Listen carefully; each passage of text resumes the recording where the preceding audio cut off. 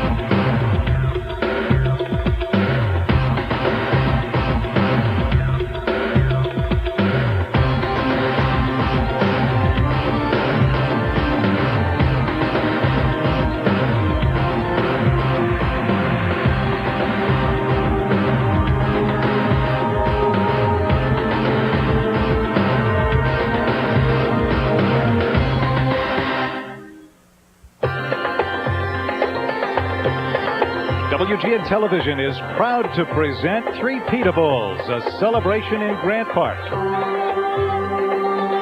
And quite a celebration it promises to be, as you can see from this blimp shot high above Grant Park and the Petrillo Music Shell. Hello again, everybody, for the third time in Grant Park and the Repeatables. I'm Rick Rosenthal. And I'm Dan Roan. It's good to have you with us for this third time. Weather's perfect. The setting is gorgeous. We expect about 300,000 of our closest friends for this celebration. I'll tell you, Rick, if anybody thought that the enthusiasm might die down as the years go on and these Bulls keep winning these championships, forget about it. This is one of the most boisterous crowds we've seen since we started doing this back in 1991, and they are really having a good time as they get ready to welcome the Bulls to the stage here at the band show. We think you probably got some of the best seats in the house. Let us show you why. We've got cameras all over the place to give you some terrific vantage points, including this shot that we'll be going to regularly from about 800 to 1,000 feet above Grant Park. This is our blimp shot, and looking down you can see a piece of the action. City officials estimating as many as 300,000 people will be crowding Grant Park for this Three-Peat Bulls celebration. We can give you another look. This is a shot that we're going to pull back. That's the world's tallest building, of course, the Sears Tower. Just to show you the throw that we can get from this camera. And a look there at the Petrillo Music Shell. This is a third camera that we'll be offering for you as we push to the podium where the Bulls owners, Johnny Red Kerr and the others will be speaking to you. And we've got another vantage point, and this is the behind-the-scenes look. This is where the Bulls will be coming in, and you, right where you are, will be getting a first look as they march out on stage one by one as they are announced by Johnny Red Kerr. You know, this is a very orderly crowd. No surprise there. We've got a few Chicago police in evidence, Dan, but nobody's looking for any trouble. This is truly another celebration for the Bulls. Yeah, people may be becoming a little bit accustomed to showing up at Grant Park in June to celebrate this basketball team, but as we said, the enthusiasm is certainly here. Great signage, if I can say that. We've seen some real inventive stuff. Some of which we can't share with you. Yeah, well, that's true. But there's some great slogans coming up. The one I saw, and we'll try to show it to you later on, 4 on the floor in 94. That might work a little bit later on. That one, there was one that I saw too. Forever is another good idea. We are looking past the three-peat, obviously, to 1994 and see if we can do it again. Let's get through today first. We've got a tremendous celebration for a tremendous event. You know, Michael Jordan's dad, I think, said it very well. He said the first two were news. This is history, and that's what we're really dealing with. He is absolutely right. We got a couple of reporters to assist us in our coverage this morning. Among them, Roseanne Tellez, who is somewhere out in the sea of humanity behind us at the Petrillo Music Shell. Roseanne? Well, that's right, Rick. It is a sea of humanity, and they're ready to make some waves today. And just as the Bulls have prepared for today all season, so have some of their fans coming up with some great ideas for how to celebrate this moment. And some great banners. They put a lot of time and effort into some of these. Look at this one. Just 3 words for next year's challengers. Forget it. P.S. We really mean it. Now, this is Bill, the guy who put this sign together. How long did it take you to make this sign? The concept took about, I'd say about a good 2 hours or so, but it took me about half an hour to scribble it last night, actually. 2.5 hours, and it sings. They're going to love it. Just to get the idea, and yeah.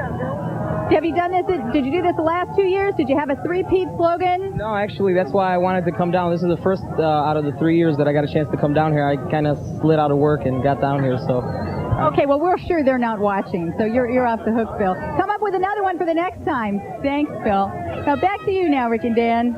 Kind of slid out of work. He ain't the only one, I'll guarantee you that. Yes, this is true. Well, as the city has told us, they're expecting some 300,000 people here. And, Dan, this looks very comparable to the crowd of about 300,000 that we had last year. So. I would say so, even though it's at a bit of an earlier hour than the previous celebrations. But the grassy area back to the east of us is really filled in, and there are people still coming in. We're about, 25 minutes away from when the Bulls finally arrive. Although we do expect some warm-ups. I'll tell you what we'll do. We'll give you the rundown in just a second, but Rich King is our other of the two reporters that we have out here in the Petrillo Music Shell area, and let's see what Rich has got cooking. Rich, how are you doing? Well, good morning, guys. I'm in the Bob Euchre seats down here, the final row. We're dead center, though, to the stage. The Bulls coming here in about a half hour, as you mentioned. Lots of people here arriving rather early, and right behind me, let's get some people in here and see what they have to say. What time did you get here? I got here about 8:30, and I kind of told everybody that I was taking pictures for, I forgot, I think you were by or something like that, and they let me get through. You got in, right? Yeah, I got in. I pushed my way through. If I wouldn't have did that, I wouldn't have probably been able to get through, but I'm kind of depressed. My car stopped on me this morning, so I said, hey, what the heck? I might not have the money to get it fixed, but I'll come down here for the 3 feet. You get here anyway. How you doing? Fine. What time did you get here? 5 a.m.? What time did you have to get up then? 3. 3 o'clock in the morning. Did you walk or did you take a bus or what? We took the train. Train, huh? What do you got? Let me see the sign here. Did you see that sign? Here's that sign Dan Rohn mentioned earlier. 4 on the floor, 94. Here's another one. How you doing?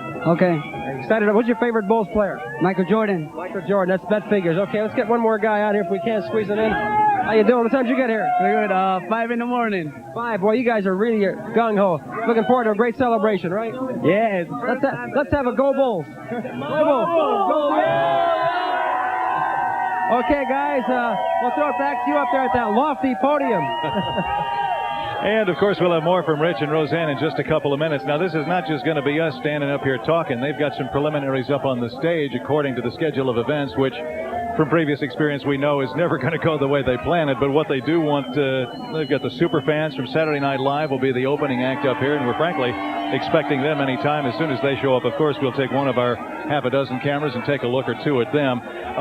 We've got Special Events Director Jim Sheehan from the city of Chicago who's going to be doing some of the Master of Ceremonies chores, and after the super fans, he'll be introducing the Love of Bulls, Benny the Bull, the mascot, of course, and the Bulls brothers who did a great gig up there last year. That was fantastic. We're looking forward to more from them this year. They're terrific, and there's another look from up on high there with the blimp, and you can see some of the crowd. And as they said, they started coming in the early morning hours, but we had a picture out here last night on the news after the White Sox game, and there were already people filling in the seat area.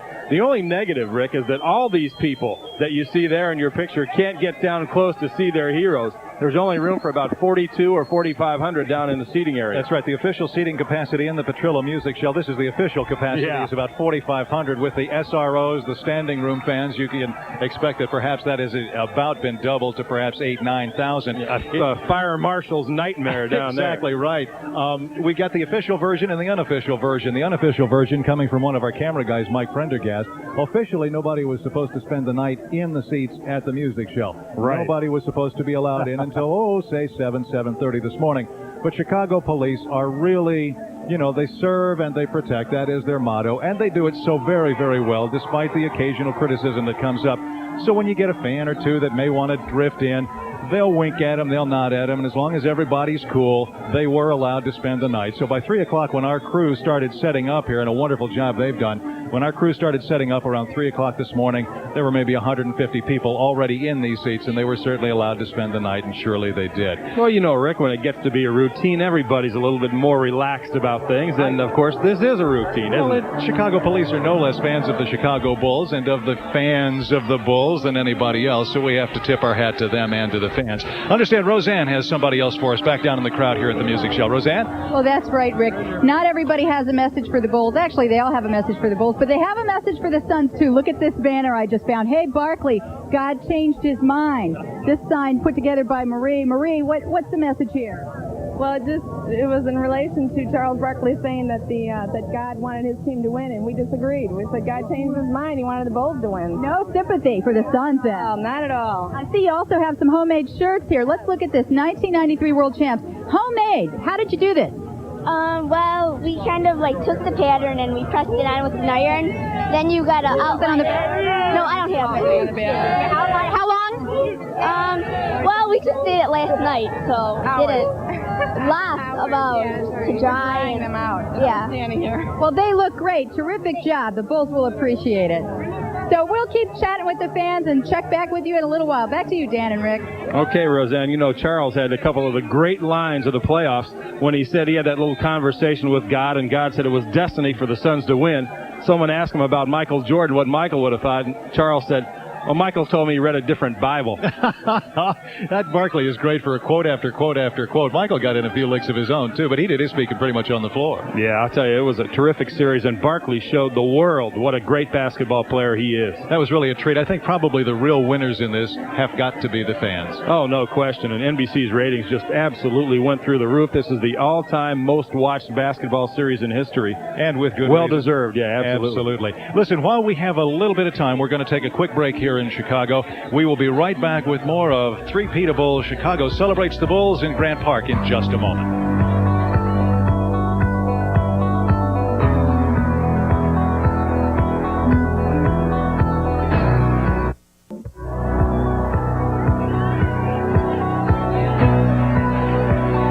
Welcome back to Three-Peatables, a celebration in Grant Park with Dan Roan. I'm Rick Rosenthal. Beautiful day for a celebration, probably the best of the three that we've seen so far. Absolutely. Not a cloud in the sky, just a few airplanes and blimps and helicopters going that's by. Right, about 800, 900 feet up in the air to give us a tremendous shot of this crowd.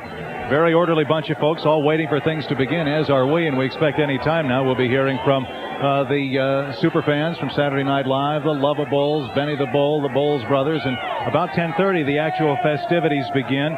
We can take a quick look for you backstage just to show you the preparations do continue. Not much to share with you yet, although we do expect things to start percolating pretty quickly. We have not yet seen the Bulls. We do not know that they are here yet, but of course as soon as they arrive, that backstage camera will show them to us. Rich King in the Petrillo Music Show, where there are 5, 6, 7, 8,000 people surrounding him. He's out behind us, and Rich, give us a check-in. Rick, some of the fans are yelling, "We want Bulls" already here. It's a few minutes away, but the fans are set to go. We have Joe from Elmhurst here. Joe, how you doing? Pretty good. How you doing? Who's your favorite Bulls player? Jordan. Who else? Jordan. What time did you get here this morning? 6 o'clock. And what do you expect? You expect this? Have you been the other two, or is this your first one? First one. Had to wait 3 years for it. Why not wait now? This is the best weather we've had. I think the coolest, right? The hottest. Yeah. Joe's got a special surprise for you now. Tell us about what you got a haircut today? Yesterday. Yesterday. Who did it? The person who cuts my hair, I felt like I had to do something special for the Bulls. You know, they're special to us. I got to do something special for them. Let's turn it around here and see Joe's haircut if we can. Hope you got a good shot of that. Yeah. Okay, Joe, thanks. It'll grow out. About a week or so. Okay, guys, that's it. Back to Dan and Rick up at the podium again. And the interesting thing is, I think Christoph did that for him in the back of an airplane sitting on a runway out at O'Hare. You know what I like? I like the ones better where they shave the whole head and leave the Bulls in hair in the back. That looks much better. I'm sure we'll find somebody like that in the next 5 or 6 minutes. It's one of those kind of crowds. You know, this is always such a great people story. That's really what it's all about. It's about the Bulls, about their fans. Roseanne Tellez is standing by, and I'm sure she's got another perfect example of just exactly that. Roseanne? That's right, Rick. They're out here young and old, everything in between, and they really just love the Bulls. Tell me, who's your favorite Bull? Michael Jordan. Gotta be Michael. Michael, don't you have a couple favorites? Paxton for sure. I mean, that last shot was just wonderful. How about you? Do you have a favorite Bull? Scottie Pippen. Scottie Pippen? And how did you think he did this series? I think he did great. Were you nervous? Were you ever nervous? It was really a roller coaster ride of a series. Yeah, it was a tough series to watch. It was really tough. Yeah, that's for sure. That's why we're here, third year in a row. We're out here. So you were out here the last 2 years? 3 years. Okay, is it any different? We're having a great time, and again next year, number 4. Okay. That is definitely the dominant theme down here is number 4. Next year, we all plan on being right back here. Back to you, Dan and Rick. I'm sure Phil and the players would just soon worry about that a little bit down the line. Maybe about 18 holes, 36 holes of golf, and then we'll start to think about 93, 94. You know, to give you some historical perspective on what the Bulls have achieved this year in winning their third consecutive championship, I think everybody pretty much knows that they are the third team in NBA history to have won 3 in a row. The Minneapolis Lakers there, and you saw the Boston Celtics, of course. But there are teams in other sports that have won 3 straight, and we'll go to baseball first. The Yankees did it back in the 30s, and then the Yankees were able to do that again from 1949 to 53. In fact, they won 4 and 5 in a row, and the most recent baseball team to string together 3 straight was the Oakland A's, of course, back in the early to mid-70s. In hockey, it's been done several times as well. The Toronto Maple Leafs have done it twice, as have the Montreal Canadiens, most recently in 79. And, of course, the Islanders, back in the early 80s, won 4 straight. And in the college ranks, the National Football League, we can show you that, too. UCLA had that streak under John Wooden that we all remember.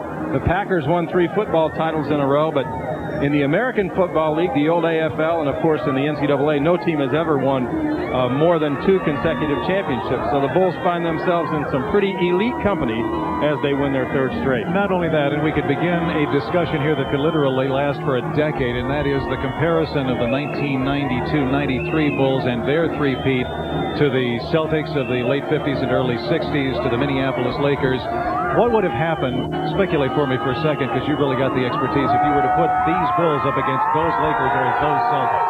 Well, there are a lot of theories about that, and the Bulls have had plenty of their own, Rick. And what the players and coaches have said is that the talent in basketball is at an all-time peak, and there's really nobody that would dispute that. Add in the fact that back in those Boston years that teams only had to play a round or 2 of playoff, not like they play these days, having to go 15 victories before you win the championship. Did I read somewhere where the Bulls have actually played 91 playoff games in the last 5 years? I mean, that's the whole season right there. Well, that would be about right, because it takes 15 to win. That's 45 victories in the last 3 years alone, not to mention the games that they've lost, and then the games that they played when they lost to Detroit in 7 the year before the three-peat began. So, yeah, they played a whole lot of games in the postseason. You know, it's almost the 4th of July, for gosh sakes. The Western Open starts next week in Chicago. And, you know, literally, this series could have lasted another day. We might have been playing basketball tomorrow in Phoenix and doing this on Friday. Exactly. So that's how right. long things are going these days. That's how tough a grind it is. And then throw in Scotty and Michael playing in the Olympics, of course. All the other distractions that went along with this season. And this truly is the most meaningful championship for the players. They would be the first to tell you that this one means the most. You know, they kind of sneaked up on people a little bit in 91 when they beat the Lakers, and they were expected to win in 92 against Portland. They had the best record in the NBA, and, you know, we're going for the all-time victory record in the regular season. This year, everybody thought it would be tough with the Olympic experience playing in there, and it was very difficult. They survived the Knicks somehow and came back after a couple of surprising defeats to the Suns and stuck it out and won this championship, and it is most impressive for them to have done it. No question about it, and one wonders what the attitude of the team, the fans, the sports writers, the experts such as yourself will be when the next season begins later in September, October this year, going into 1994. If we've got a minute, let's take a quick break, because we do expect that things are going to start happening up on the stage. Maybe, Dan, we can push him into speculating for us about the 93-94 season. We'll be back in just a moment. Three-peat Bulls, a celebration in Grant Park, continues on Channel 9 right after this.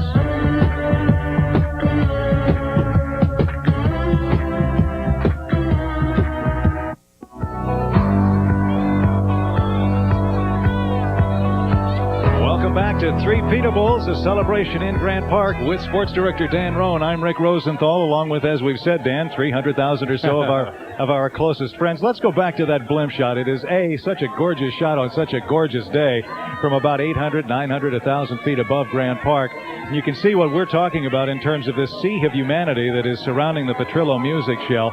This is kind of what it looks like from an overview. Let's also take that backstage camera shot again for just a minute if we can, because we want you to know, our viewers, that we're very much aware that you want to see the action.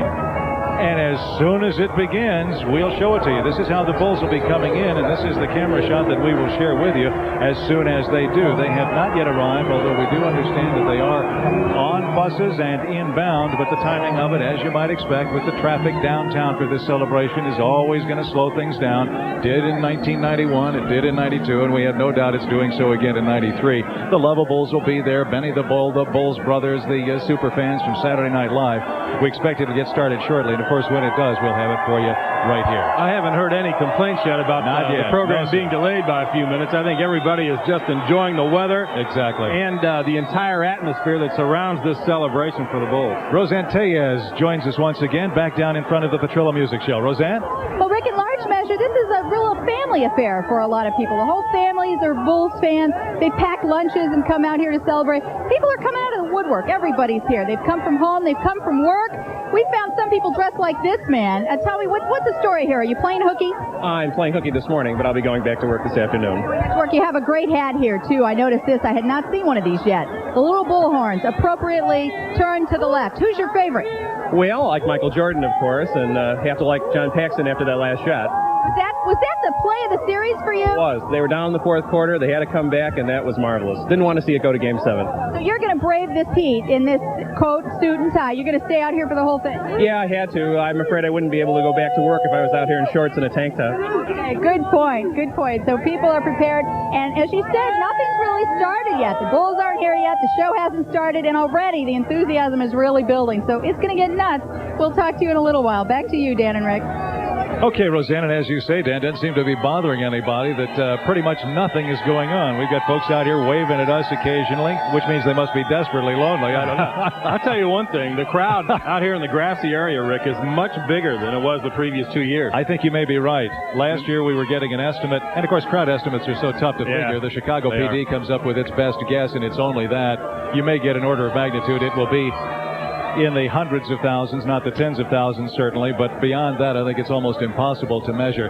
This is the route that we understand the Bulls will be taking down Lakeshore Drive, cross the river, the old S-curve, which is now the new curve, and heading on toward Grant Park. They will be on board a pair of buses, we understand, and then for them to wade through Grant Park, if indeed this is the route, they're going to have a heck of a time doing that unless the police officers open up. Hey, that's Darrell Walker. Friend of yours. Darrell, of course, was absolutely thrilled. In fact, thrilled to the point of tears in the locker room Sunday night after the Bulls had won. Darrell's been in the NBA for a long time. He's a Chicago native. Was out of a job, Rick, at midseason. The Bulls picked him up, and Darrell Walker comes away with his first NBA championship ring. He's up there alone, by the way. There's Lisa Harris of the Bulls staff, but the rest of the team has not arrived yet. Darrell must have missed that bus. I wonder if they're going to fine him for that. Well, I'm sure he'd be happy to take the fine if that's what it comes Hey, he probably wanted to get here as fast as he could to soak all this in, and if he did, I wouldn't blame him one bit. Not at all. As we said, the buses, we understand, will be proceeding down south Lakeshore Drive. Now, the problem they're going to run into, in addition to the crowds and the traffic, although Chicago PD has done a good job of keeping things moving, is a good piece of Grant Park is blocked off because, in addition to the other laid-back, quiet little things we do in Chicago, is a modest little happening called the Taste of Chicago, and as most of you know by now, that begins on Friday, and the preparations are already underway. Pieces of Jackson, Columbus, Congress are all closed off in the park, so traffic may be a problem, although if anybody can get them through, the Bulls can get through. I'll tell you what kind of a time warp I've been in, going back and forth between Chicago and Phoenix. I did not even realize that Taste of Chicago was going to start Friday when I walked in here this morning from downtown. I saw these tents. I go, what are they selling these tickets for the rally? Taste of Chicago had not even crossed my mind. It's just another one of the great things. I hope I don't sound too much like a booster here, but let me admit it, I am. And that is that the city of Chicago is truly a world-class city. And I've always said it's one of the best-kept secrets west of the Hudson and east of the Rockies. People say you're winters. My gosh, hey, we dress for it. We can cope. Wow. And nobody else can boast a three-peat like the Bulls have brought home for us, and we're celebrating here in Grant Park today. Summertime in this city cannot be beaten anywhere. You got it right. Rich King back behind us. He is at the Petrillo Music Show. Several thousand people there, many thousands more at Grant Park. But, Rich, what have you got going for us, Rich? We got the Bulls' arrival. I'll tell you, a lot of people here have called in sick for work. A lot of chest colds around the Chicago area today. Okay, let's get these to you. I understand you had a little chest cold this morning? Yeah, I called in sick to work today. I can't make it. Real sick. Hope your boss isn't watching. Hope not. How you doing? Oh, I'm really sick today, too. I'm supposed to be at work, but I don't think I'll be able to make it. We've got some Tylenol for you and some aspirin here. Yeah. Thank you. Those are much more important than work. You look pretty good, though. I don't know. I don't know. Right. Don't tell anybody. Really bad. Tell us about that last game. What went through your mind when Paxson shot one in? I was like, oh my God. I'm like, yeah! That's what I I did. How about you? Same thing. John Paxton's my favorite player. He's #1. Paxton is? Yes. All right, how about you? Horace Grant. Horace Grant. He had a big block there at the end. Yeah, big one. Okay, guys. Johnny Paxton! Everybody's having a good time here, I'll tell you. Guys, this crowd is set. Let's bring the Bulls on. Back to you. Well, let's bring them on, Rick. We'll little reprise from Sunday night when the Bulls won the championship. She said John Paxton was her favorite player. Well, we aim to please here on Channel 9. That's what we do Let's for show a you living. that shot one more time that Pax hit. Bulls had the basketball with 13 seconds to go in the game. Scotty to Horace. The kick back to Pax, who'd spotted up behind the line and put the three in the three-peat with that shot. And then the defensive stop by Horace Grant on the other end on Kevin Johnson. And the Bulls set off this kind of celebration with their third consecutive championship. While we have a second, Dan, clarify something for me. Was that a set play, or was it that Horace really didn't have any faith in his offense? He'd had 1 point the game before, 1 point this time around. Wasn't confident that he could tie the game with 2 points down low. Kicked it back to Paxton. Well, how did that shake out? Well, Horace said after the game in the locker room, semi-tongue-in-cheek, that the way he had been shooting, he didn't want to risk going up there and shooting free throws. The Bulls had a rough time at the line during the entire game anyway, but I think he was well aware that Pax had the hot hand. You know, John was 3 of 4 from three-point range in the game, including the final shot, and he was certainly one of the options. That's why Phil Jackson had him on the floor, Rick. He's done it before many, many times. Don't forget who shot down the Lakers in the fourth quarter in 1991 to get the Bulls their first championship. And you make an interesting point, because Phil Jackson may be among the more overlooked participants. Can't really call him a player, although he's certainly been a main player in the overall success of the Chicago Bulls. He's done a remarkable job. There's Steve Shanwald, Vice President of the Bulls for broadcasting and other duties. He is moving on to the stage, and if he's moving out, Rick, that means the rest of the ball club probably isn't very far behind. We've not yet seen the buses from our vantage point in that blimp. We could be able to show it to you. We do wait for them to come south on Lakeshore Drive, and if anybody's going to see it, of course, we will from this vantage point. Well, they are on their way. They passed by Belmont Harbor, and they should be here motorcade of sorts.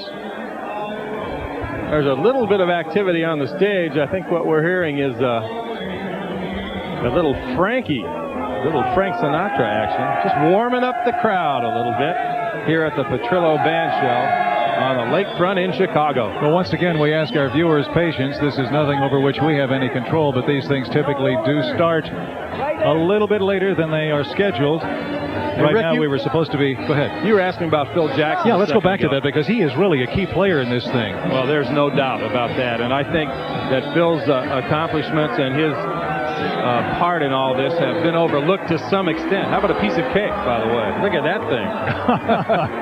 That's a thing of beauty. I wonder if Chef Hans cooked that one up. I don't know.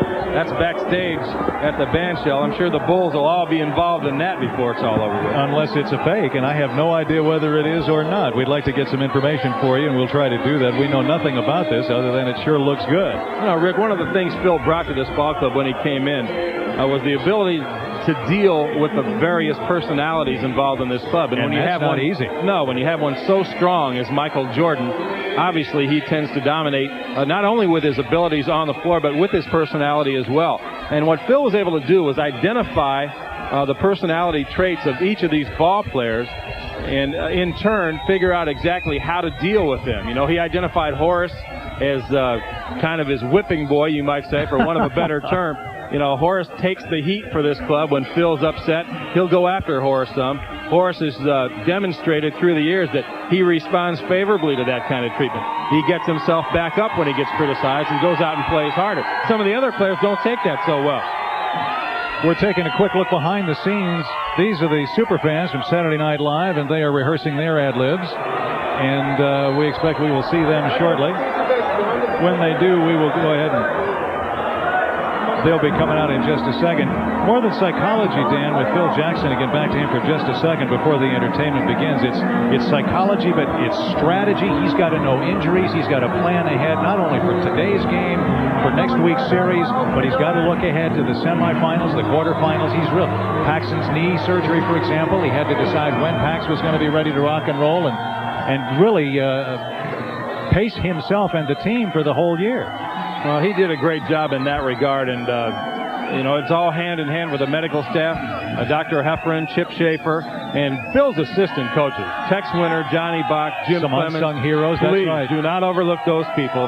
They are the architects very much of what's happened with this basketball team in the last 3 years. Very low key, very behind the scenes, and yet everybody. This really. Let me ask you another question in this context. Has this third championship not been, of all three, the biggest team effort, including the assistant coaches, all of the behind-the-scenes people, more than any of the others? Well, given the difficulties with Scotty and Michael playing in the Olympics and the off-court distractions and that type of thing, I think, Rick, there is no question that this is the hardest of the three championships that these guys have worked for. And they had to put in a lot more to win it this year than they did in the other 2 years, and that makes it that much more meaningful for them, I'm sure.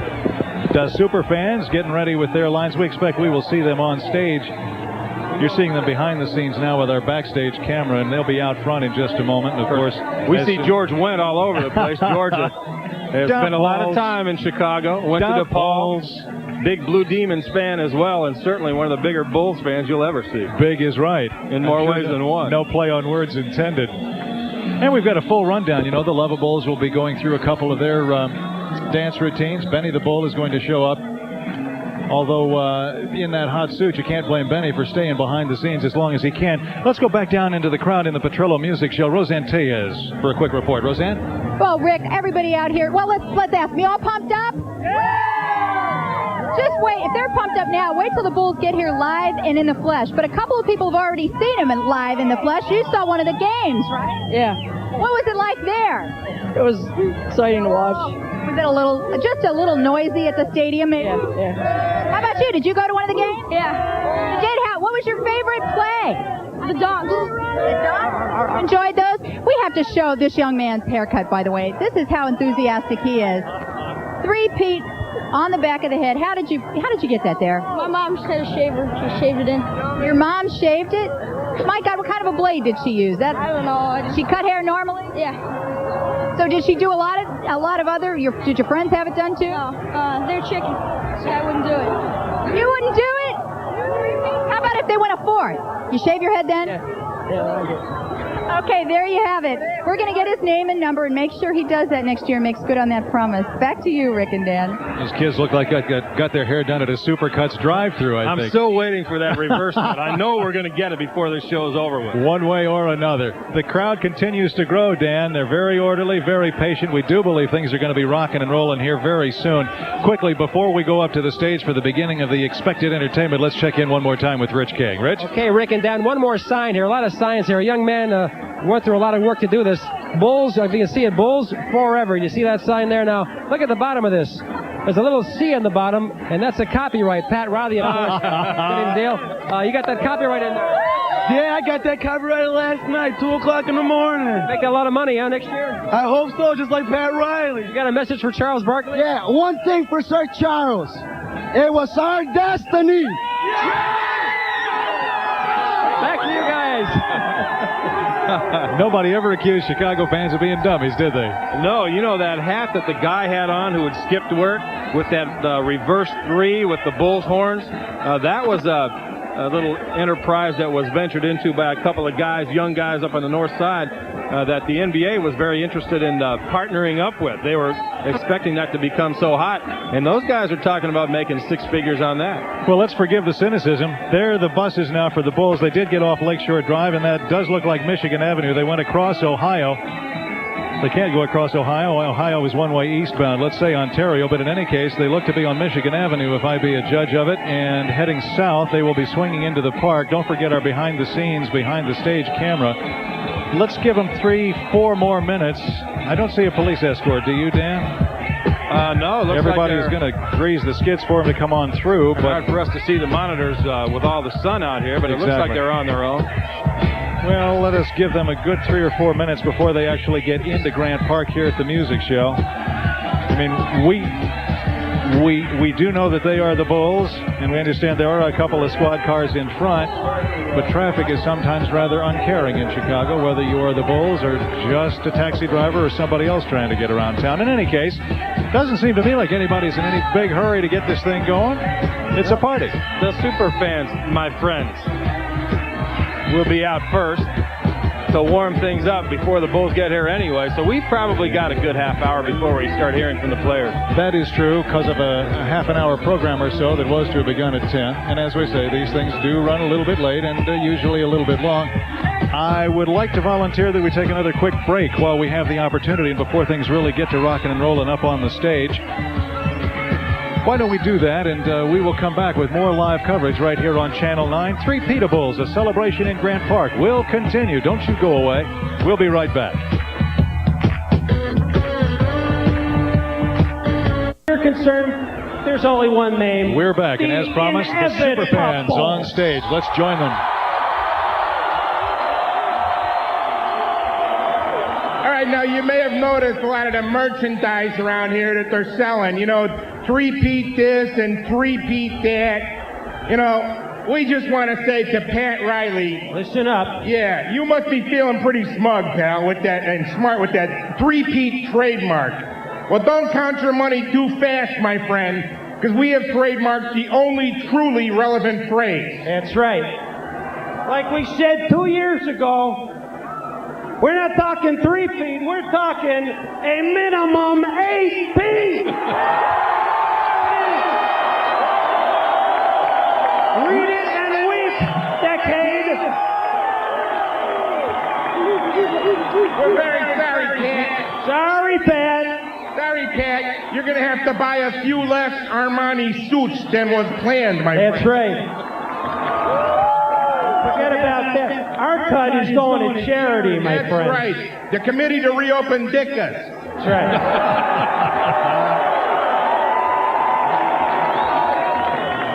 No, it's going to go to Northwestern Hospital right here in Shitetown, IL. And we're going to go to Jordan's restaurant, my friend, for some macaroni and cheese. Until Iron Mike returns, which he will. Now, we understand it is very tempting to buy this three-peat stuff. We all want to celebrate the three-peat. But we just want to say one thing. If you must buy a three-peat shirt, buy it from a bootlegger. Please. Do not put the money in Pat Riley's hands.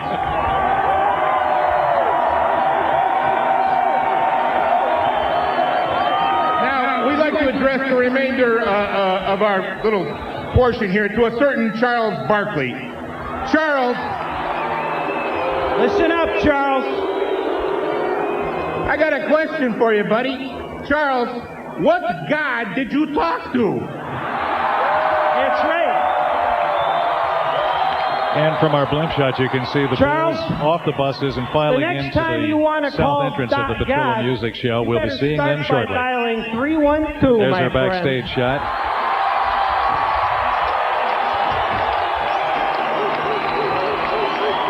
Now you know Chicago is God's country. That's right. And Cook County is God's county. Oh, yeah.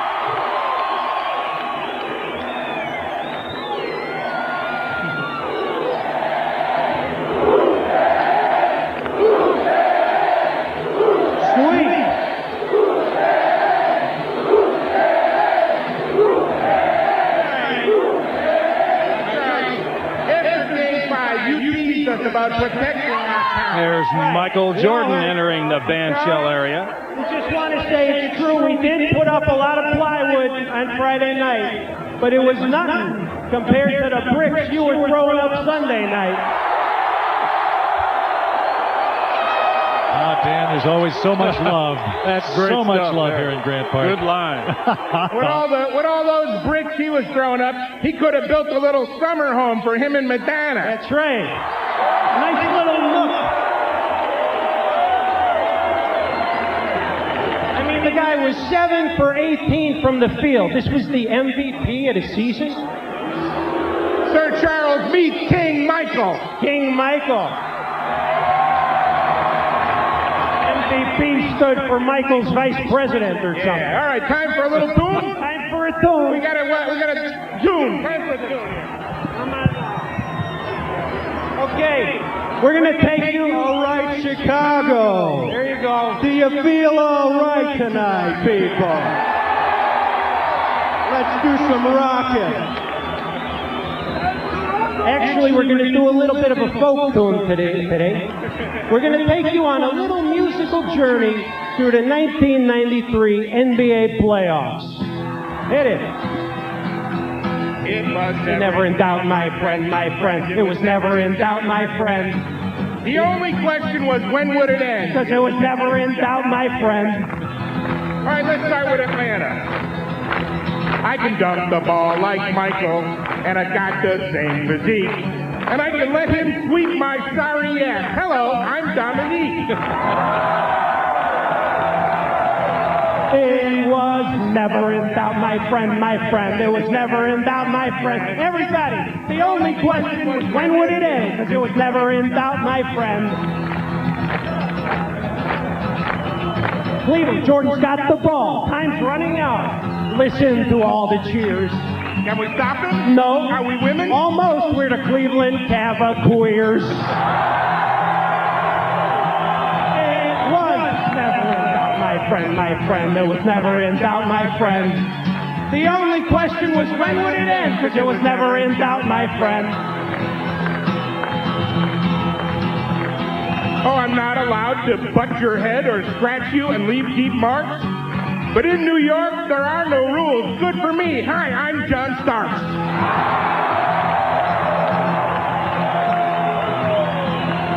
Okay, I had to watch the playoffs from my living room this year. And I picked a fight with my color TV. How you doing? I'm Bill Lampier. Was never in doubt, my friend, my friend. It was never in doubt, my friend. The only question was, when would it end? Because it was never in doubt, my friend. All right, let's examine the Phoenix series. I'm a punk who goes from team to team with a face you want to rearrange. I look like Opie and I cry like him too. How are you? I'm Danny Ainge. Okay, let's talk about Game 3 for a second. A 4-game sweep? That just won't do. We better fix Game 3. Here's 20 grand, reps. Make it look good. How you doing? We're NBC. You know it's true. It was never in doubt, my friend. NBC didn't want it to end, but it was never in doubt, my friend. Okay, the final game of the series. I'll take a shot from 40 feet and miss it very rarely. But in the final minute, I'll hit nothing but air. How's it going? I'm Dan Majerle. It's Dan Majorly. Majorly. Well, he majorly choked. There you go. Okay, moving on. I'm hated by folks all through this town, from Wabash to Pulaski. I ruined the Bears and I fired Coach Ditka. Have we met? I'm Mike McCaskey. It had to be said, my friend. Okay, back to the Bulls. Here's your finale. Oh, I talk to God. I have no hair, but my head is really sparkly. I'm no role model for your kids, because I'm a loser. Hi, I'm Charles Barkley.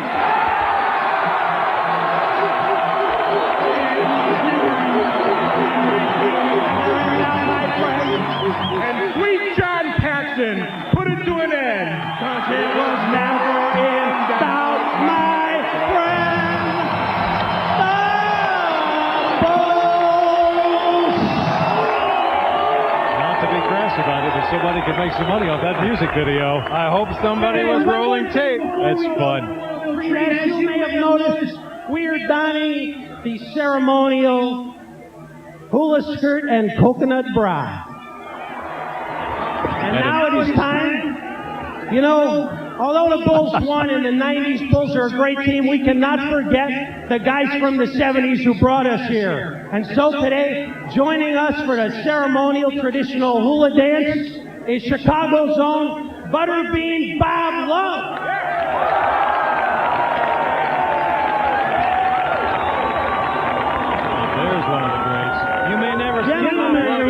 like that again. Here we go. All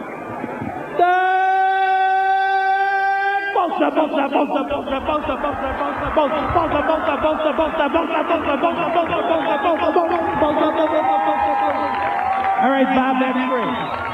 Terrific. We're done. And a new tradition is born in Chicago with fast fans. Stepping up to the microphone, Jim Sheehan, director of the mayor's office, a special event. Mayor's not here, the next best thing. See you later.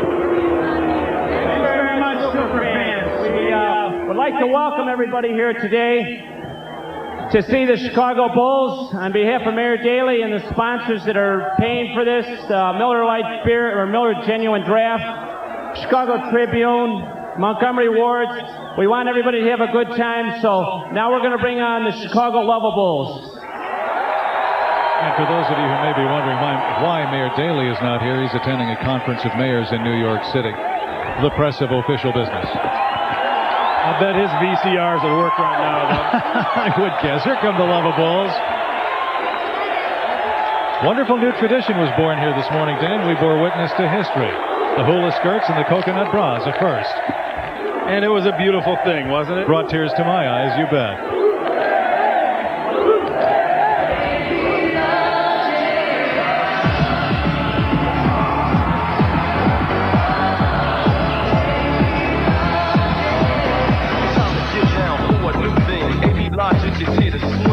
Taking over your soul, we're keeping the dance floor in control. So come on, y'all, let's pick the rhythm up, cause I know you ain't had enough. Still coming at you strong, so whip you down so we can get it on. Make way, make way, make way for AV Logic. Make way, make way, make way for AV Logic. Y'all ready for this?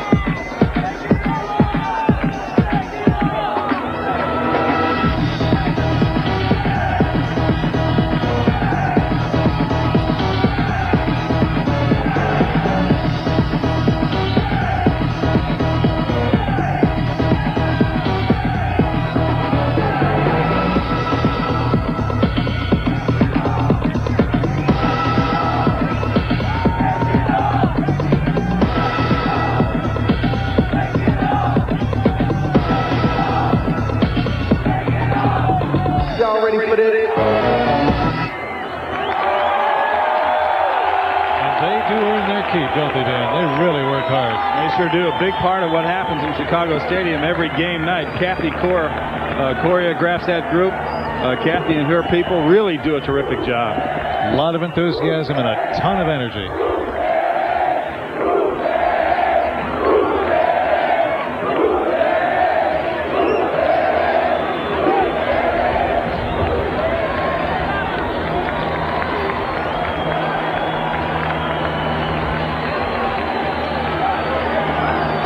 I imagine they're as ready as the players are for the season to be over, with all of the time and the effort and the energy and the work that they put in, not only in performances at the games, but rehearsing, as you pointed out, the choreography. For the Lovables. Next is the Bulls brothers and Benny the Bull.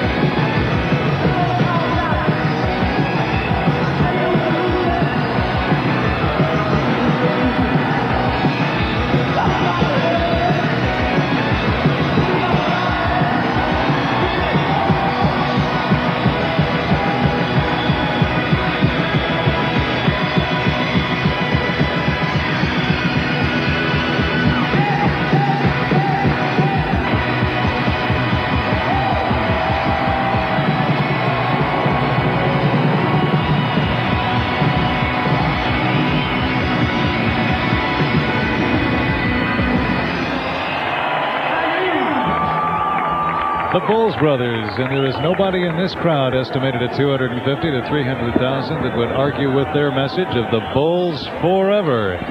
Let's hear it for the Bulls brothers. There's Benny the Bull.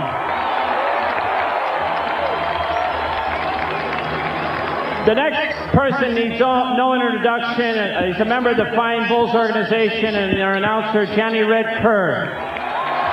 First coach of the Bulls and well respected here in Chicago. John was shut out, Rick, as you know. He didn't do any broadcasting during the Eastern Finals or the Championship Series, but he's the biggest fan they have, I'll guarantee it. No doubt about it. Rise and we'll sing the national anthem with Wayne and Kathleen Mesmer. And you know, in his own way, Dan, Wayne Mesmer is such a champ. This guy does such a great job. He and Kathleen are terrific together, too, and you're going to hear them right now. Say, can you see by the dawn's burning light what so proudly we hailed at the twilight's last gleaming, whose broad stripes and bright stars through the perilous fight o'er the ramparts we so gallantly streaming, and the rockets' red glare, the bombs bursting in air, gave proof through the night that our flag was still there. Oh, say does the Black Star-Spangled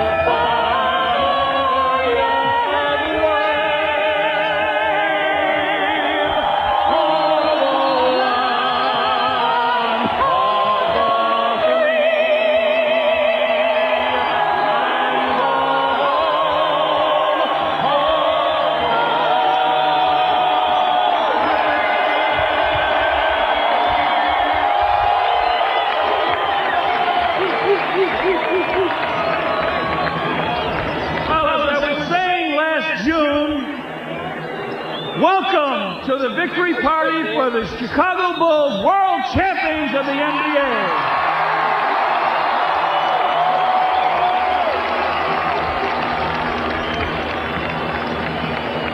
I'd like to have you welcome, as he walks to his seat, please, one of the great owners that this city has ever seen, Jerry Reinsdorf. We'll have a few introductions, and then, of course, we will bring on the Bulls. Let me introduce you to the man with the plan, the designer of this ball club, the general manager, Jerry Krause.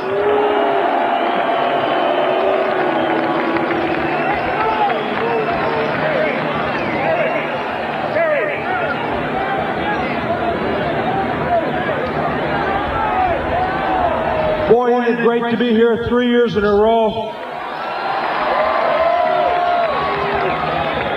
It'd be hell to be in Phoenix today, and it's a hell of a lot better to be here.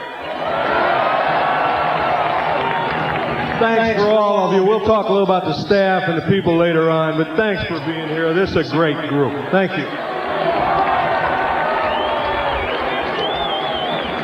Next man I'd like to introduce is a guy that has the best winning percentage of any coach in the history of the NBA in the playoffs.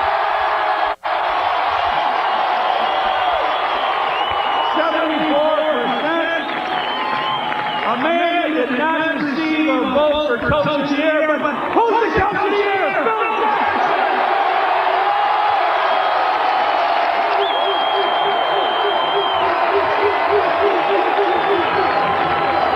Maybe Phil did get in on that dead concert after all, huh?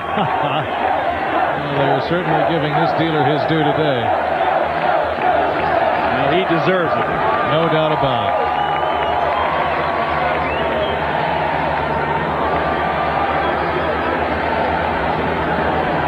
Of course, Phil was helped so much by Johnny coaching from his seat behind the bench all during the playoffs. Welcome heckling, I suppose. Yes. PJ. How sweet it was. Thank you. About 2 years ago, Scott Williams came up here almost to this day and said, real men do it twice. 3 times sure is nice, isn't it? Thank you.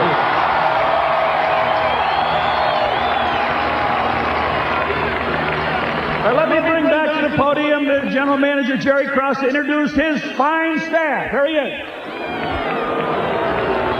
The guys who bring the talent here. The guys who do the scouting and do the hard work throughout the world. First of all, a female who helps me so much and is my left arm is Karen Stack, who coordinates all our scouting activities. And Karen, would you stand up? Because you certainly deserve to be recognized. This brings us back to the unsung heroes and heroines, Dan, that we mentioned earlier in our program. Guy who's been with us for 5 years and is an outstanding scout, Jimmy Stack, Karen's brother, Jimmy. Can only wonder who he's got upstream for the Clarence Gaines Jr., who does a tremendous job as one of my assistants and scouts all over the country. We'll talk Clarence, about that later. Stand up. Tony Kukoc among them. That's right. Young man who we just hired this past year, who played 14 years of professional basketball in Europe and is an outstanding star and scouts all over the world for us, particularly in Europe and now in the United States, from Croatia, Ivica Dukan. And then 2 great people who have helped us from the get-go. 8 years ago, the second person we hired in this organization, he's still here. He does a tremendous job. Our strength and conditioning coach, Al Vermeil. And his assistant, who's been with us now for, I think, 6 years and does a great job, Eric Helen. Doesn't Al Vermeil have a training video out? Thank you. I heard something about that. Great to be here, June, and we hope like hell to be back here next June. Top-notch people Jerry just introduced. One more time, just introduce his staff, the coaching staff. And Rick, here's some of the people we talked about earlier. Exactly right. Johnny Box and Tex Winters and Jim Clemens. My staff, which has done a terrific job for the last 4 years, I'd like to introduce, first of all, our trainer, Chip Schaefer. He's had a lot of work to do this year, hasn't he? And he's done it well. Not only is Chip physically help him out, he does it mentally. He's a therapist, both mental and physical. His assistant, Johnny Ligmanowski. Yeah, sweet. Our scout, the man who works with our younger players, the guy that does the road work, Jim Clemens. A future head coach in this league. Defense coordinator, John Bach. Check out Johnny. And the offensive mastermind, Tex Winter. Thank you.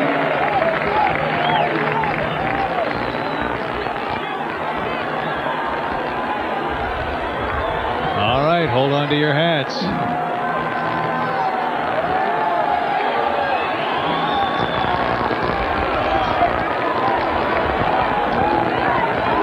This is called a pause for dramatic effect.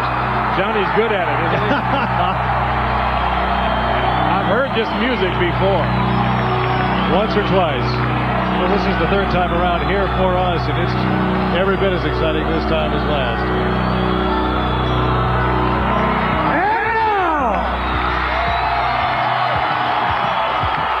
Your NBA World Champions, Chicago Bulls. Ed Neely. Corey Williams. Brent Tucker. Rodney McCroy. The junkyard dog, Darryl Walker.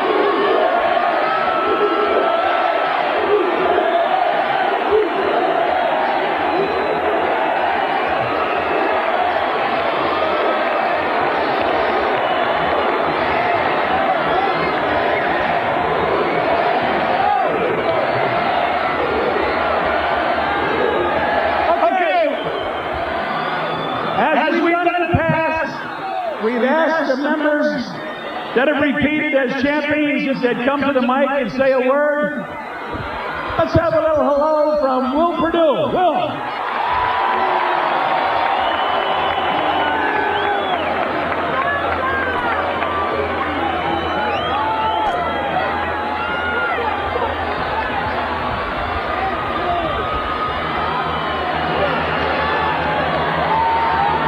Looks like Will has some notes prepared.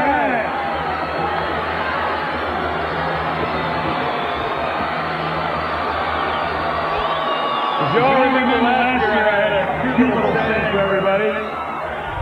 So I couldn't let you down, so I thought I'd say the same thing, but a little different. All right? So y'all listen up. As I promised last year, the third title is oh so sweet. I know, because once again I had that same damn seat.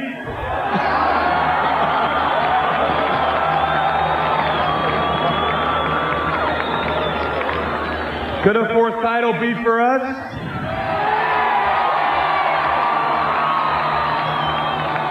I don't know. I could just be driving a bus.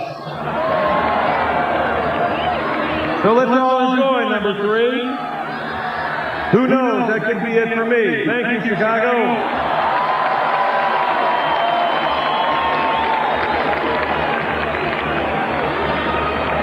All right, let's hear a little bit from the left-hander, Stacey King.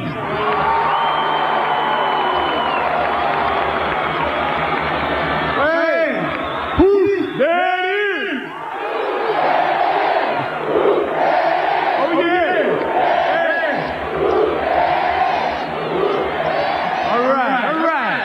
Hey, we had a long, hard year, but we all hung in there, and we won the prize.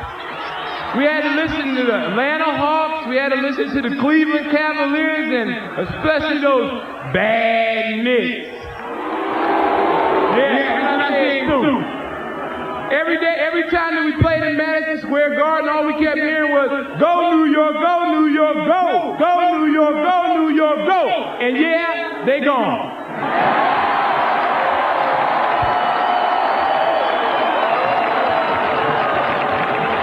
There it is.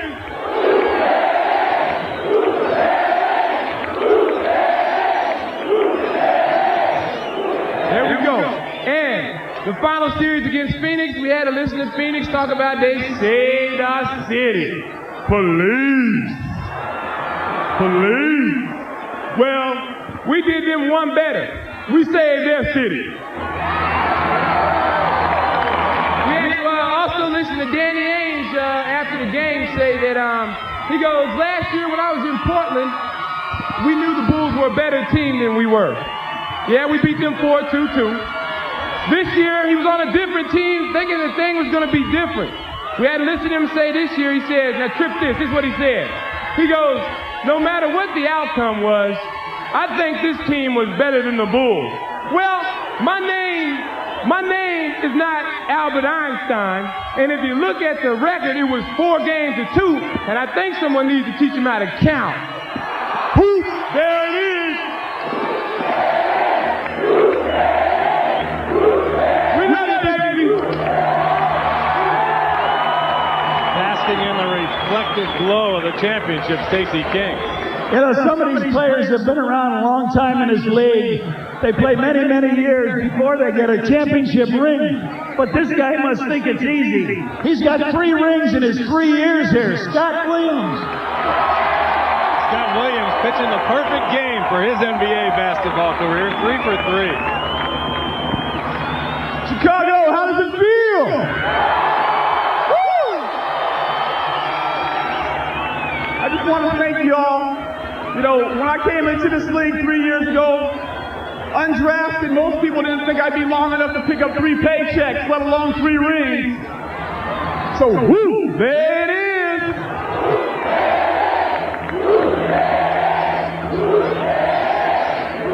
I just want to say thank you to all you guys that supported us all year long. It was a struggle for us in the regular season, but you all hung behind us, and here we go, we'll party again.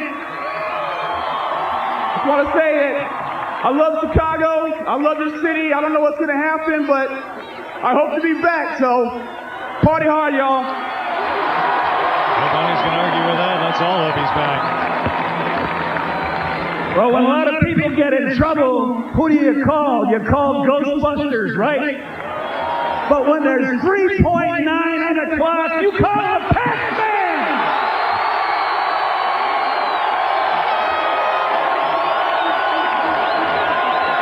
Welcome to it. He's been doing it all his life.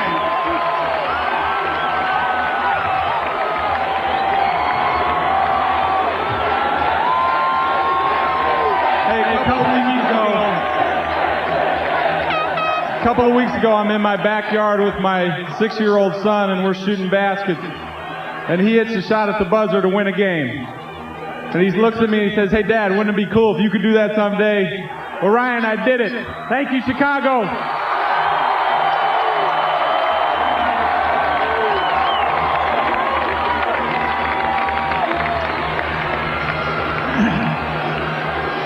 The next guy I want to bring up, in his first day of practice at the old multiplex, they weren't going to let him in because they thought he was too young. They call him the kid, but he's a man. B.J. Armstrong.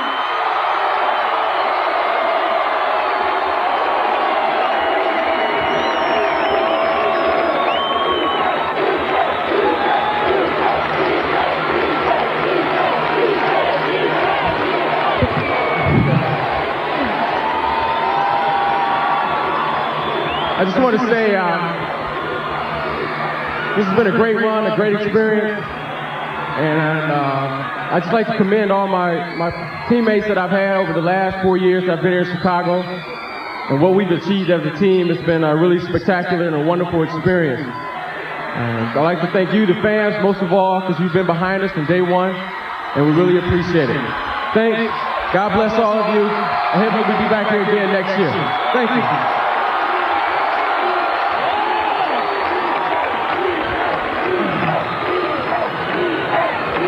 Next guy I'm going to bring up has scored a lot of points in Chicago Bulls over his career. But we were all happy that he decided not to take the last time he had the ball in his hand and take the shot. But what a job he did. Horace Grant.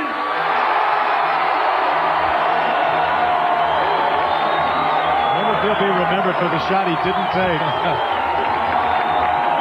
For me personally, it's been a struggle during the Phoenix series.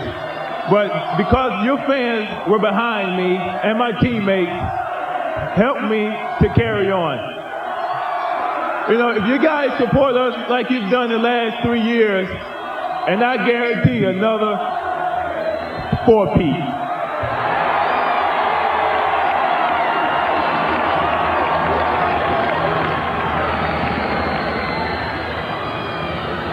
I'm going to bring up a member of the Olympic championship team, the Dream Team, a guy that had a triple-double in Game 3, a superstar in this game of NBA basketball, Scottie Pippen.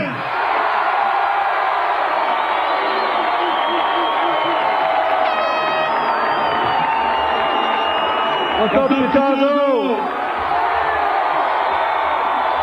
I want to thank you guys for all the support you gave us this season. We've been successful every season we've been there. Let's go for 4 in a row.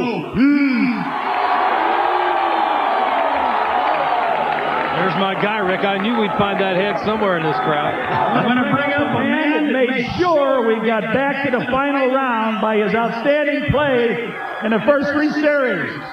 A co-captain of the Chicago Bulls, Bill Cartwright.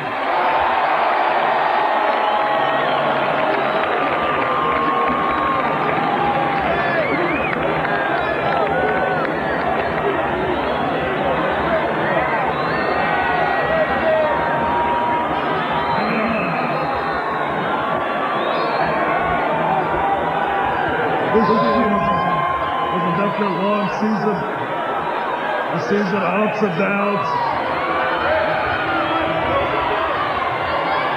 I thought it was a great season for everybody, and what I just want to say, I just want to thank everybody with a little luck, we'll be right back here next season. Thanks. Charles.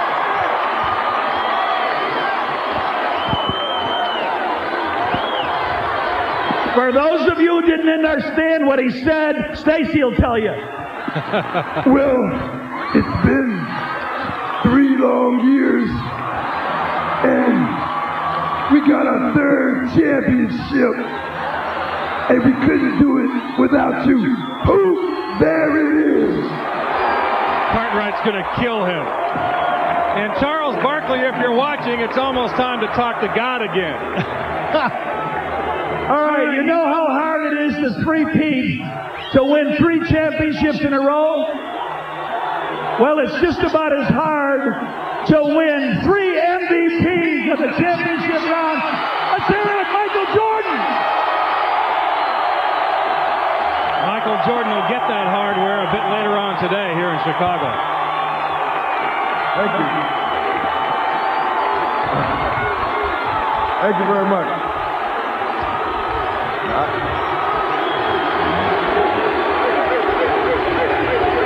Let me say, as you know, I've been here ever since this team was at the bottom, and we worked 8 hard years to get to where we are. Last 3 years, we've been very, very tough in terms of trying to duplicate what we did the previous year. Certainly, destiny shall be back here for the 4th time. Thank you. Like you said, it's time for Charles Barkley to make that phone call again. On behalf of the City of Chicago and Mayor Daley, we're going to get every one of the players will get one of these. But Mike, would you unroll this for us? This is the traditional banner presentation. Tremendous. These are up and down Michigan Avenue downtown. All right. They three-peated. Now I want you to give a final round to the Quad Squad. Johnny Kerr checking in. He's trying to get in on the money train too, I guess. Wonder if he copyrighted his last night at 2 o'clock in the morning. The Quad Squad. Okay, guys, this ends a brilliant 3 years in the history of the Chicago Bulls. But stick around, this is to be continued next June.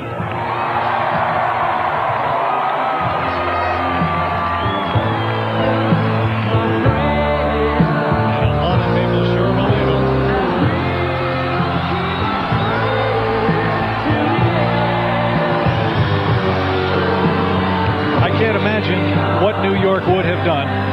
I cannot imagine seeing a similar scene such as this in Phoenix. Chicago is one of a kind.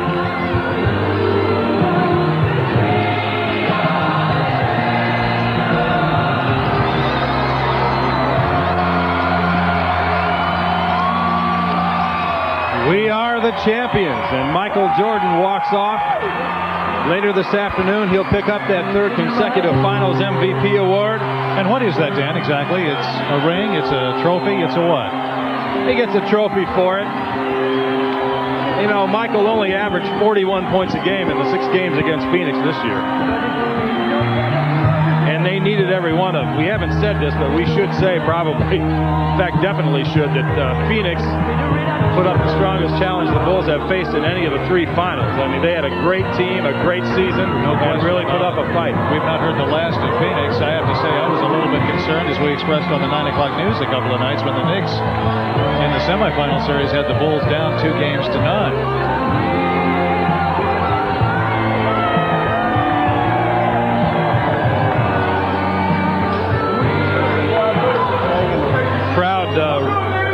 Starting to file out, but most of the people inside the seating area are reluctant to leave, and I really don't blame them. I think they want to hang on to their seats for next year. A tremendous outpouring of emotion. That's almost a cliche. You know, we've said it every year, but boy, there's There's really some strong feelings between these basketball players and these fans. And it goes both ways. We've said so many times, watching the Bulls on the floor, and it became a factor out in Phoenix where the Phoenix fans tried to become that sixth player on the floor. Didn't quite get the Suns over the top. But the fans here in Chicago, the 17,000, 18,000 people who crowd the stadium time after time after time, really have been such a factor for the Bulls, and that's why it's not a one-way street with the fans applauding the Bulls, but as so many of the players in their remarks commented, they too are applauding the fans for all of their loyal support, because I don't really think they could have done it without the fans. No, you know, Rick, and I think there was a point during this great run the Bulls have had, even before the 3 championships, where it became a status thing to be seen and to see other people at Chicago Stadium. I think this group has transcended all of that. It's not a yuppified thing, if you can use that term anymore. There's some genuine emotion being passed along between the two sides here, and it's really a great thing to see, and for myself personally, it's been a great thing to be a part of. And you get to sit behind that bench so many times. You have some terrific opportunities, and yet to be out here, I think, is as special for you as I know it is for me, as it is for the several 100,000 fans who've joined us today. It's a moment to remember as Michael Jordan leaves the area. People hanging all over the fences trying to get a glimpse or a handshake or a picture or whatever they can. As we've said so many times, too, it was really quite a show that he put on as MVP of the finals, but it wasn't only his show. Michael showed that he wasn't bulletproof. He was stung by some of what happened in the last month or so, the criticism of his so-called gambling problem or whatever. But boy, talk about a guy persevering through some tough times. Michael saved his best for last in the championship series, and of course, once again, was the driving force for the Bulls headed for this championship. As the crowd begins to file out in a very orderly bunch, it has been all morning, to no one's surprise. Let's go back down into this sea of humanity and check in again with reporter Rich King. Rich? Okay, Rick, really a great ceremony for the third straight year. Gorgeous weather, the fans taking it in here. What'd you think of the ceremony? You're Janice, right? Oh, it was awesome! Woo! Who's the best speech? Jordan, all right. How about you? Who'd you like the best? Paxton. Who was it? Paxton. All right. 94! We got a lot of people out here. Who gave the best speech out there? Scottie Pippen! A lot of fans enjoying this really good ceremony. Well conducted back here. A very orderly crowd. And they're having a great time here, wrapping it up here. It's a three-peat here in Chicago. And back to you. A final thought for me is that I got one thing to say, and I was looking for quotes and everything about this three-peat. It shows a mark of a great ball club, a lot of integrity for the Bulls to win this thing for 3 straight times. But there's only one guy that stands out in my mind, Dan and Rick, and that's Jackie Gleason, who once said how sweet it is. Back to you. I'd say that about the first one, the second one, the third one. The love of Bulls we're suggesting, and the Bulls brothers. And Red Kerr had on a T-shirt that I don't know whether you noticed as he was doing the announcements. Minimum 8 feet. That's not a bad way to go. My friend. Roseanne Tay is also standing by as the crowd continues to filter out of the Petrillo Music Show. Let's go back to Roseanne. I can't tell you how relieved the fans are to have gotten a chance to see their favorite players up close and personal, almost personal as you can get in this sea of humanity. And this is a B.J. Armstrong fan here. You heard the comment about him being a man. How did you feel to see Armstrong today? Oh, he's great. I love him. He's the best. Yes. Okay, we have, I tell you, fans of all the players. Who's your favorite player? Michael Jordan. And to see him today, how do you feel about that? Great. It's fantastic. The crowd out here is so pumped up. I'm sure they can hear us in Phoenix. And that's it for us. Back to you, Rick and Dan. Let's see if we can go back upstairs. Roseanne, thank you. Let's take another look down on what we are experiencing here at ground level. And from our aerial shot from the blimp, we'll see the crowd moving into Grant Park, and you'll get a look. Golly, what a great-looking city this is. Is that something or what?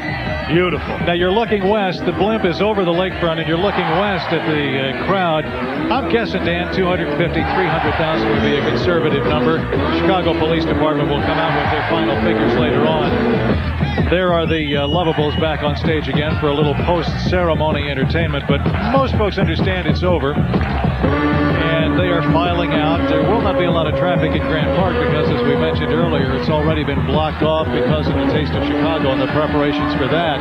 Taste of Chicago begins Friday. Who knows? Maybe some of these fans will just stick around. Well, Rick, We don't start quite yet, but in October, this group will come together once more and try to do what's been accomplished only once in the history of the NBA, and that's win more than 3 consecutive basketball Now, go back where we were talking before the program began about the difficulties. Nobody expected it the first time out. The second time it was kind of expected. This third time, this three-peat. Nobody was real sure about this one. We weren't terribly confident. We knew it was going to be tough. As sports director at Channel 9, go into the 4th season now and tell me what the attitude is going to be in the locker room for the Bulls this time out. Well, the difference, one of the differences will be that they'll be sailing into uncharted waters here. We don't really know what to expect as far as motivation for this ball club, but I can tell you one thing. The chemistry will be totally different on the Chicago Bulls in 1993-94. I talked to Jerry Krause in Phoenix Sunday night, and he said the Tony Kukoc signing is a done deal. We'll hear about that before too long. Tony is a very talented player, very talented, one of the best players in Europe, if not the best player in Europe. But how will he fit in with superstars like Michael Jordan and Scottie Pippen? And what will it do to the Bulls' salary structure? Who will stay and who will go? You're going to see a totally different cast of characters on the Chicago team. Talking about the possibility that he might not be warming the bench or driving the bus in 93-94. Well, that's a strong possibility. Scott Williams is also on the bubble. What do you do with Bill Cartwright, a guy who has been a tremendous factor in this three-peat drive, but whose best years are certainly behind him? John Paxson told me a month ago that his knee hurt so badly he couldn't imagine playing another season. And yet he's got a year to go in his contract. Yes, he does. And it's for big money. And after what John has done, I know he has actually felt better. It hasn't just been the elation of winning the championship. Sure. His knee has gotten better in the last month or so. Phil Jackson told him Sunday night as we did No Bull with Phil Jackson in America West Arena, don't run a step, don't pick up a ball until October. Be ready for me when the season starts next year. So Phil wants him back. All right, now let's talk about Michael Jordan for just a second. There was talk, a little bit of smoke and not a lot of fire about this notion of Michael Jordan's retirement. He said at the end of the series with Phoenix, the Bulls have won the championship again. He said, my love for this game is strong, and as long as we're winning, essentially, he's going to be around. I can't imagine that being a question for 93-94 or 94-95, or am I starting to slide into uncharted territory there? Yeah, you may be. 93-94, I don't think it'll be a problem. Michael pretty much diffused any thoughts of his retirement, following these 3 championships. But beyond that, Michael's one of the most underpaid guys in basketball, if you can believe it, in terms of his salary that he gets from the Bulls. He's only at about $4 million a year.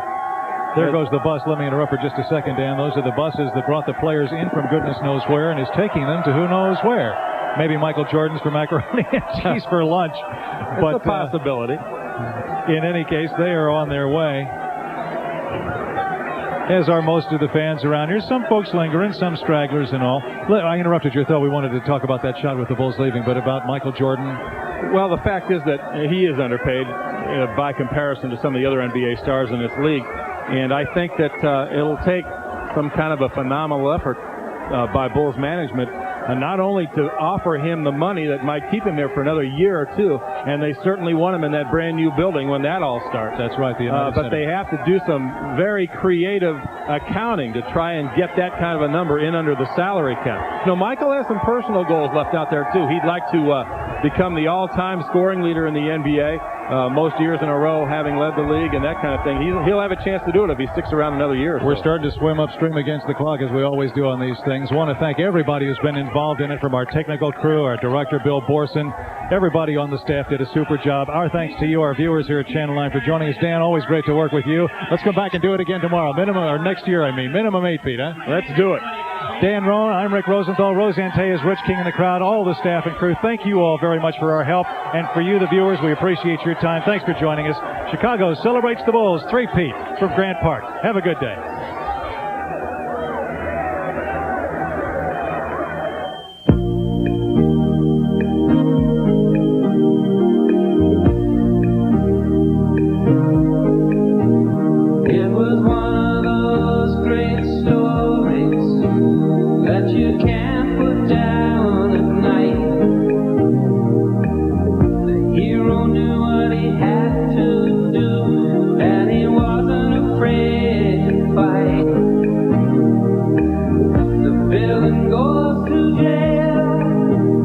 While